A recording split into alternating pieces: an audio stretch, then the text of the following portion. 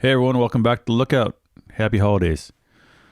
So I got to go out on a prescribed burn last week and do some fire science, and I thought it'd be a good chance to talk about what it's like to work inside a prescribed fire, and also just to talk about why we do these projects, and also highlight some of the training that's going on here in Butte County through Chico State Ecological Reserves. But I want to start out just kind of giving a picture of where the burn was. We're in Big Chico Creek Canyon, west of Forest Ranch, and working in an area that I worked on doing some planning for this area.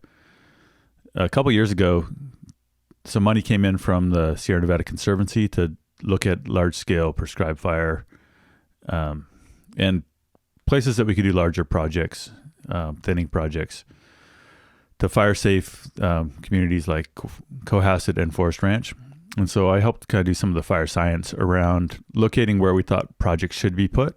To do that, we ran some fire behavior models where we mapped out the vegetation, and we created kind of simulations of specific fire scenarios, like, hey, a fire starts in the bottom of this canyon. How long is it going to take to go up to the top of the hill, and what's the pathway? And then we designed projects that would kind of disrupt that potential fire. So in some ways, a lot of this planning ends out, being kind of theoretical. But in this case, we actually, landowner had money to get it done. The company I work for, Firestorm, had resources to bring, and we ended up doing a pretty good burn. The whole idea of this burn, though, is to help prevent a fire down in the bottom of the canyon from running up to the top in a hurry. Buy some time for firefighters to engage in a place that they actually might be able to stop the fire. One of the difficult things about burning here right at the bottom of this steep slope is just that if we have an escape, it could run up to the town in a hurry. So that's one of the difficulties in burning in what we call this wildland urban interface, is there's a very real threat that if you do have an escape, it's not just going to burn up a few trees or some brush, but it could actually go into the community. So, it raises the complexity of doing these types of projects. What that meant for this project is just that we needed to have plenty of resources on hand. So we had 4 fire engines. We had a CAL FIRE engine on standby.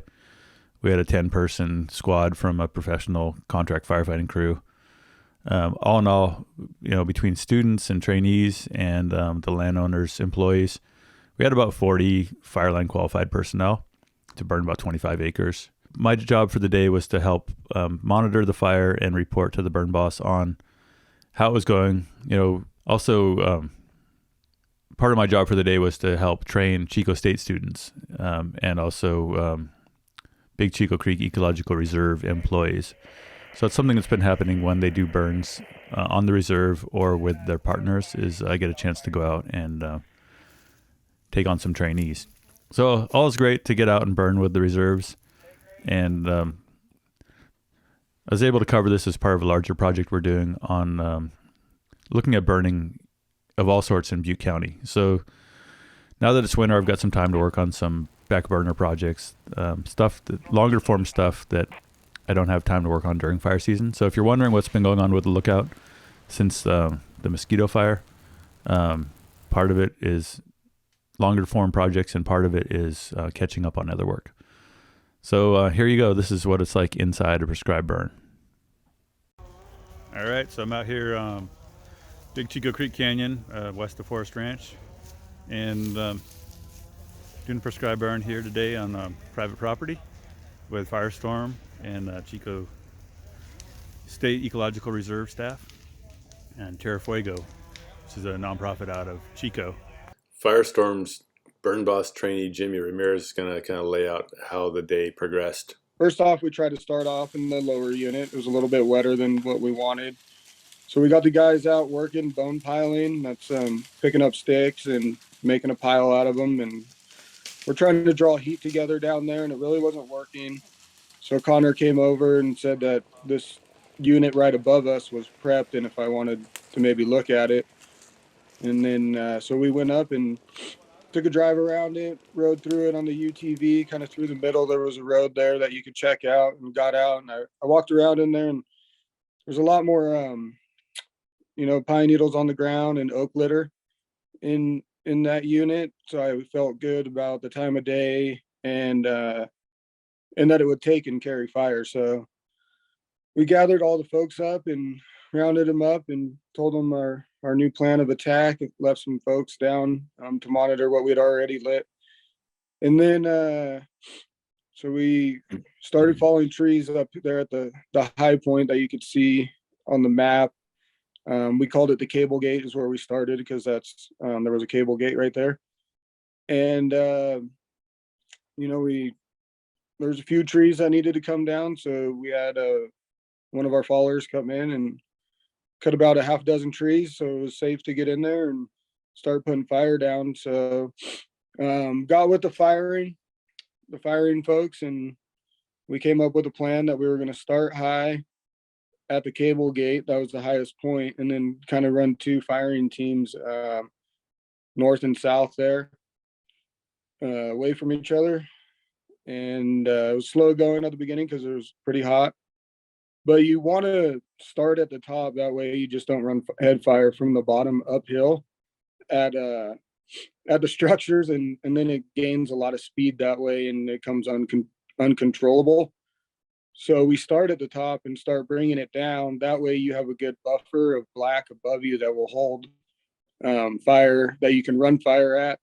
So yep, so we bring them around north and south, buffer out the edges, and then we get lower and feel comfortable with the amount of black above us that we won't risk the chance of an escape or a slop over. We can start running more fire into that black area, so we don't have to. We can burn it hotter, and when we do the strip fire, you can widen those out and get a better consumption.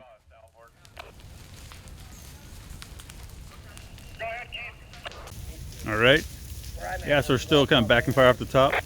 We had to cut down some dead trees, and so we've got what we call jackpots, where you know, big piles of burning branches. But we're far enough down the hill now that we've got a buffer of unburned between us and where our fire's more intense. So that's generally how things go like this. You take your time and you burn in the top along the road or whatever your feature is, and take your time to get it established, and then you can run fires hotter down lower, which is what we need to kind of consume the bigger fuels, you know, the down logs and other kind of larger material. This one that we cut down still had some green on it, so you know it takes a bit to get it going, but it's just part of that sequence.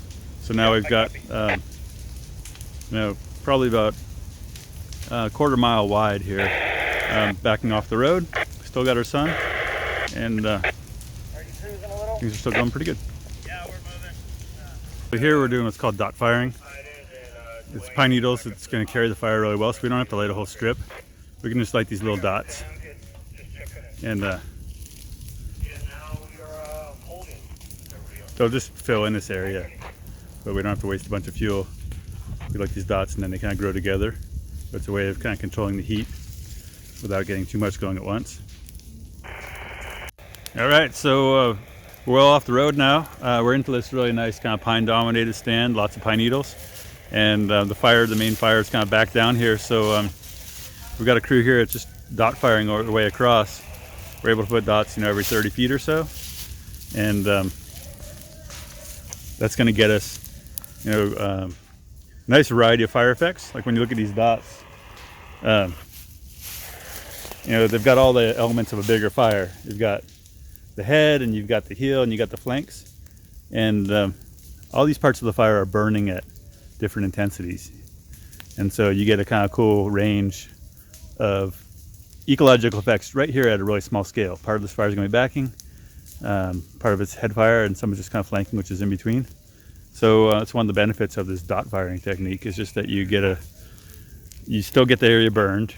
You know, now that we started, we really want to get this whole thing done, because if we don't finish getting it lit, then we've got kind of unburned fuel inside of our fire lines. So nice thing is that we've kind of moved, even though it's kind of getting shady and the oak litter's not burning as well now, we've moved into this pine needle dominated stuff. So even once the sun goes behind the edge of the canyon here, the pine needles are still going to burn well. So good deal. It's going to be dot firing our way across here. So we just had crew lighters come through here. They're lighting strip head fire. So the idea is that this fire, each strip only burns until it hits the next strip adjacent. So the fire doesn't have a lot of time to build up a lot of momentum. And this guy's coming back to kind of pick up a little more depth on his strip. So the idea here is that we're trying to get a lot done pretty quickly before we lose our prescription window. But we don't want to just light it at the bottom and have it run unabated straight up the hill. So strip head fire. And in the time it takes for these strips to kind of grow together, the fire will build up quite a bit of intensity. And then all the fuel will be consumed and it'll die down again. Alright, I'm headed back. Sounds like there's one more ladder coming. Okay.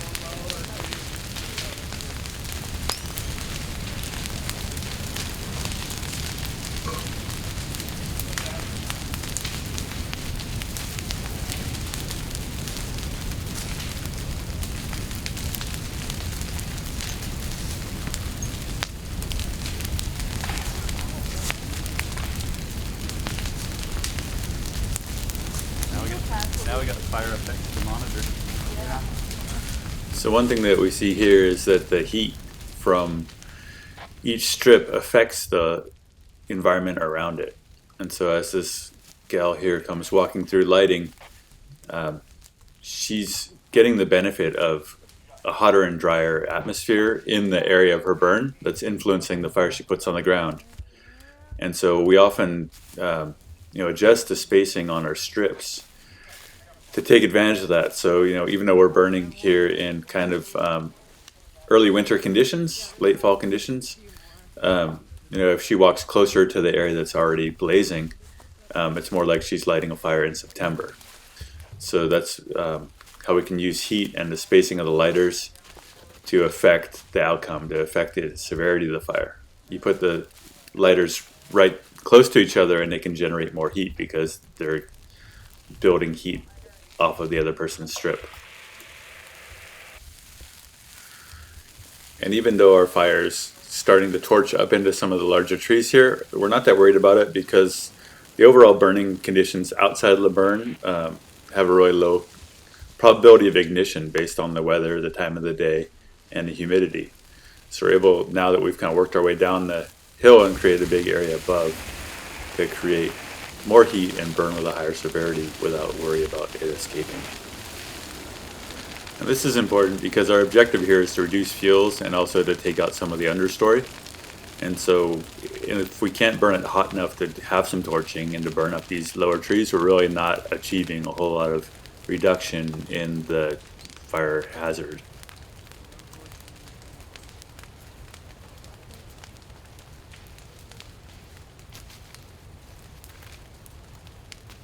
Yeah, we got a little wind now.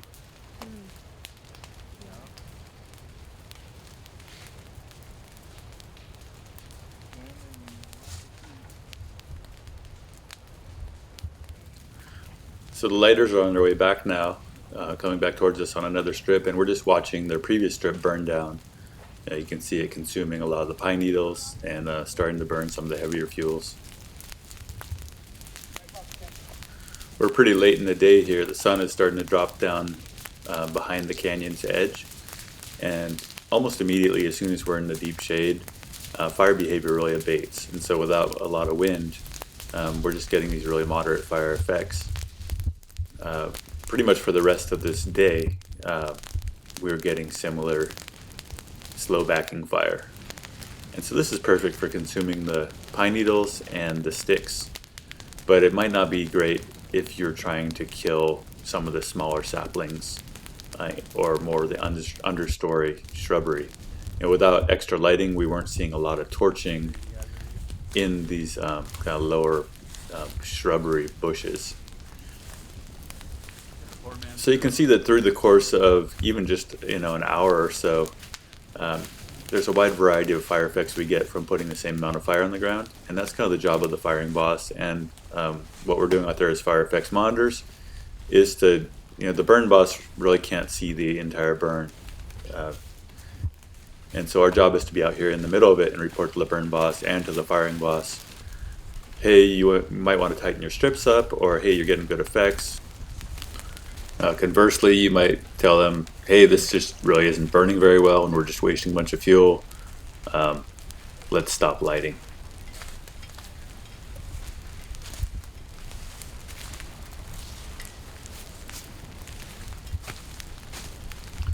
But this is kind of a textbook underburn here.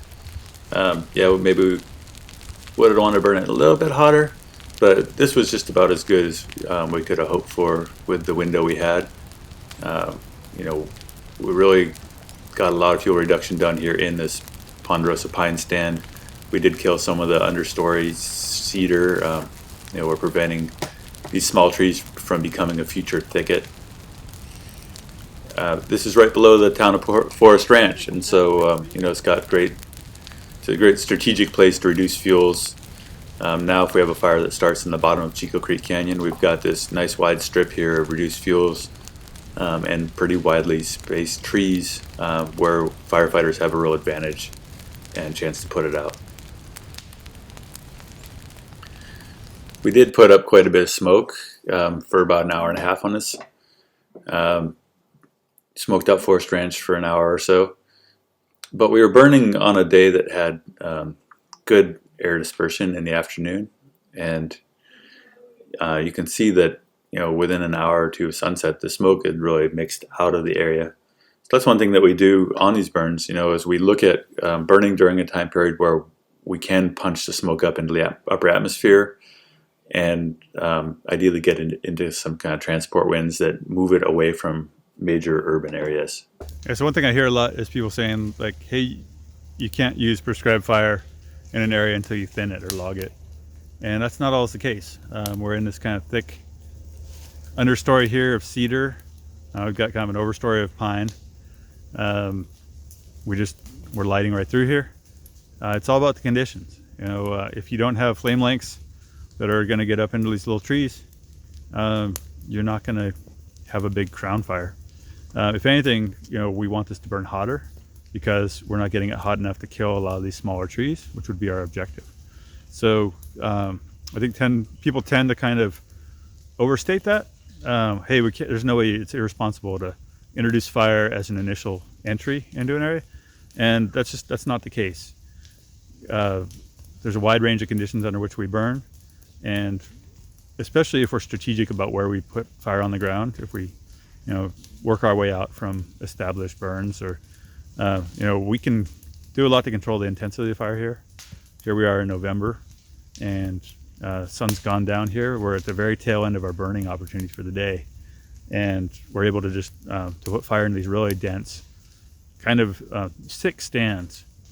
So I think if you have had that kind of opinion or that feeling that there's no way that we can really put fire into stands until we treat it all, it'd be good for you to come out and get a chance to look at how fire works under these different, in these much milder conditions, because we just don't have the capacity. We're never going to be able to treat all the land that needs to be treated before we put fire on it.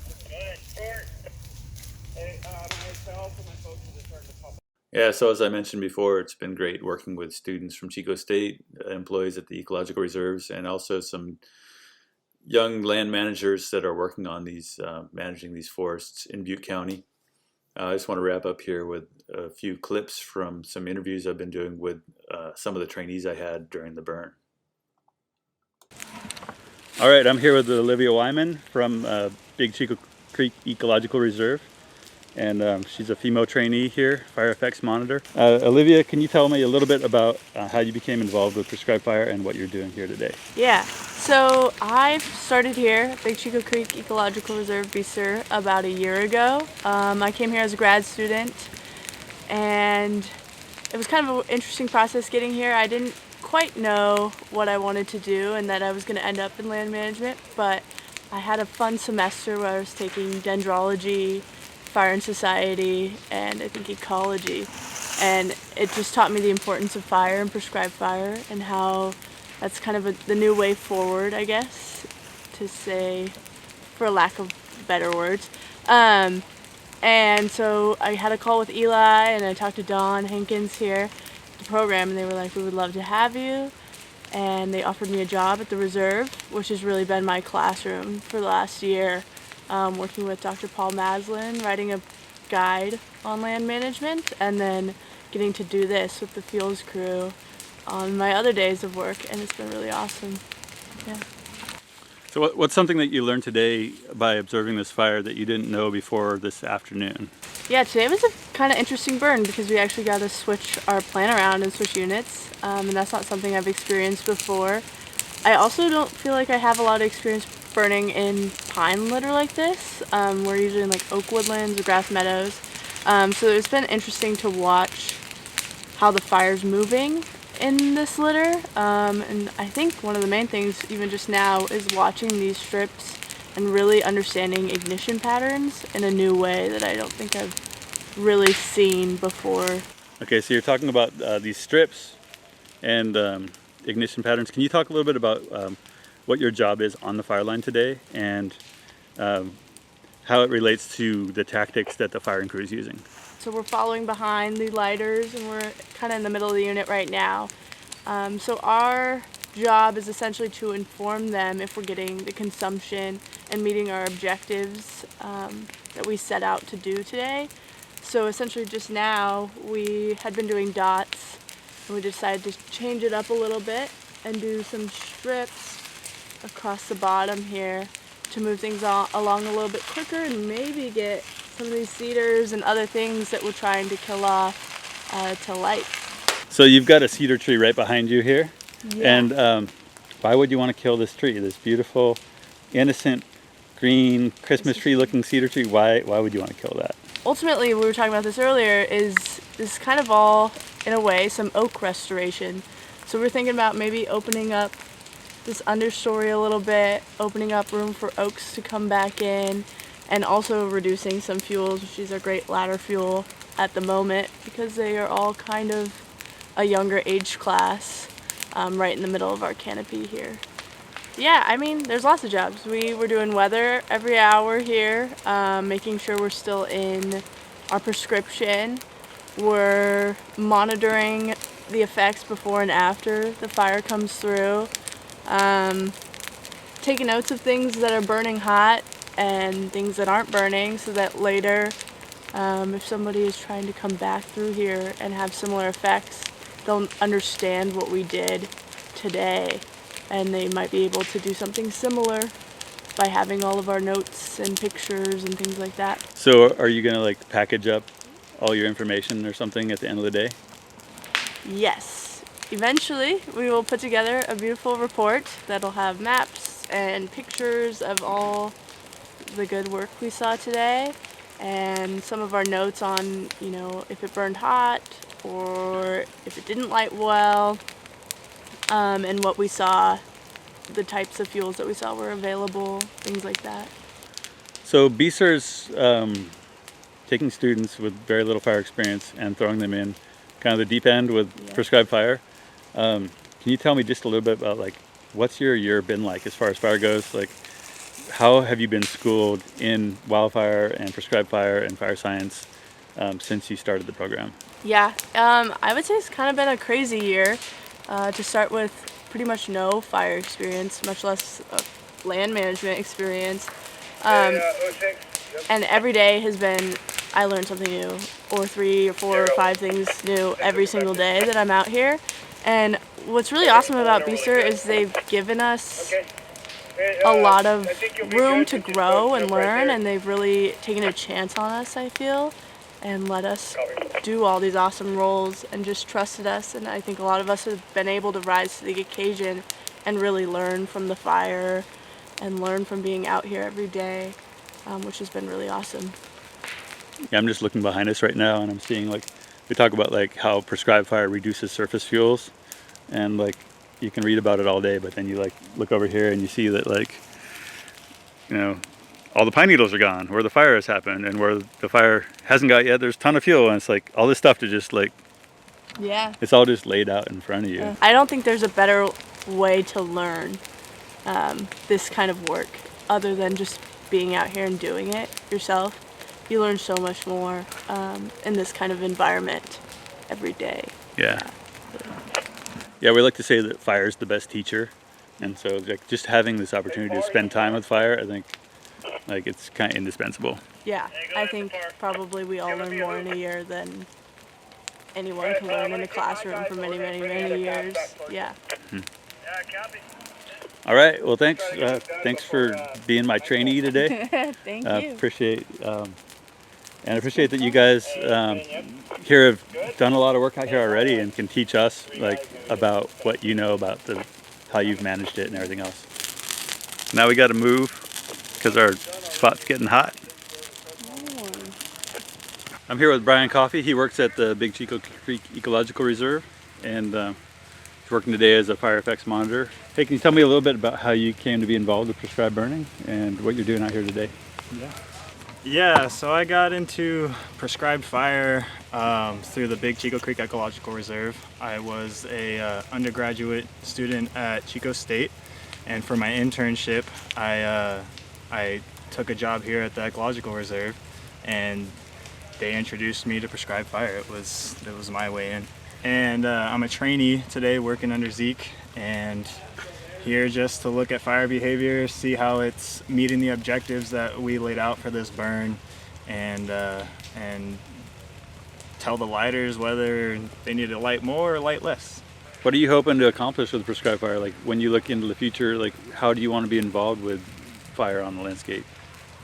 Yeah, so through this last year working at the Ecological Reserve, I've learned so much about how much fire impacts the ecosystem and how important it is to reintroduce it into the environment. It affects waterways, it affects wildfire devastation, it affects food for animals, food for humans. So I just see it as this great important work that needs to be applied to the landscape again, and I will play my part in whatever that looks like. I think long term it would be great to be a burn boss. Of course, everyone would want to be a burn boss. But right now my role is to just get experience wherever I can and build up my repertoire. So, you know, a lot of what you guys have been burning at BSER, Big Chico Creek Ecological Reserve is like oak and kind of shady and deep canyon meadows and stuff. So have you burned in timber like today? And if, you know, what's something that you learned today that you might not have known before today? Yeah, I can't say that I have burned in timber like this. As you said, we've done a lot in oak litter that just doesn't carry the same as pine litter. So really what I've learned mostly from today is just how well fire operates in pine litter, in pine stands, and just how well it can carry, how well it burns, and what we can get out of it. Cool. Well, it's been good working with you today and looking forward to more burning with you. Yeah, it's been a good time. Thanks for having me. All right, thanks. Yeah, thank you. Then you leave the camera rolling so you get like the good shit. Like, you're like, that was stupid. Get the eye rolls. All right.